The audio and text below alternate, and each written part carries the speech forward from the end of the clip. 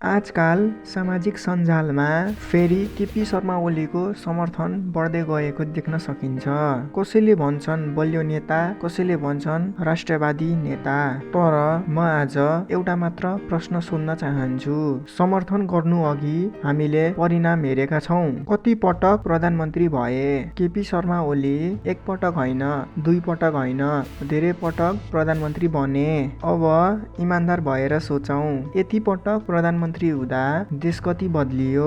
नेतृत्व मापन गर्न कुरा भाषणले होइन, नतिजाले हो। आज पनि नेपालको धेरै ठाउँमा विद्यार्थीहरूले डोरी समातेर नदी तरेर स्कुल जाने बाध्यता छन्। यो कुनै पुरानो कथा होइन, यो आजको नेपाल हो। यदि विकास भएको भए कम्तीमा बालबालिकाले सुरक्षित बाटो त पाउनु पर्ने होइन? अर्को ठुलो सत्य बेरोजगारी। पछिल्लो मङ्सिर महिनामै 80,000 भन्दा धेरै मानिसहरू देश छोडेर गएका छन्। देश मन नपरेर होइन, यहाँ भविष्य नदेखेर। यदि उद्योगहरू खुलेको भए, यदि रोजगारी सिर्जना भएको भए युवाहरू किन विदेश जान्थे?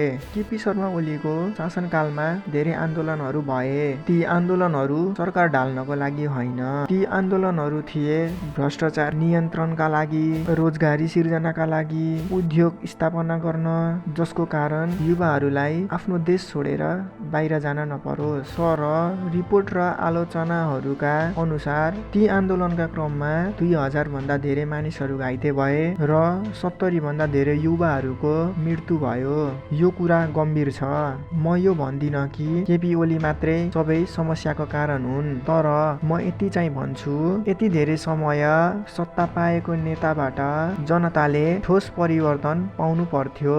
राष्ट्रवादको नारा होइन, अन्त्यमा जनताको जीवन सजिलो हुनुपर्छ। यो भिडियो कसैलाई गाली गर्नका लागि होइन, यो भिडियो हामी सबैलाई सोच लगाउनका लागि हो। फेरि समर्थन गर्नु अघि एक पटक आफैलाई सोधौँ, मेरो जीवन, मेरो देश, मेरो भविष्य साँच्चीकै बदलियो कि छैन? यदि उत्तर छैन भने समस्या नेतामा मात्र होइन, हाम्रो अन्धो समर्थनमा पनि छ। नेता होइन, नतिजा महत्त्वपूर्ण हुन्छ।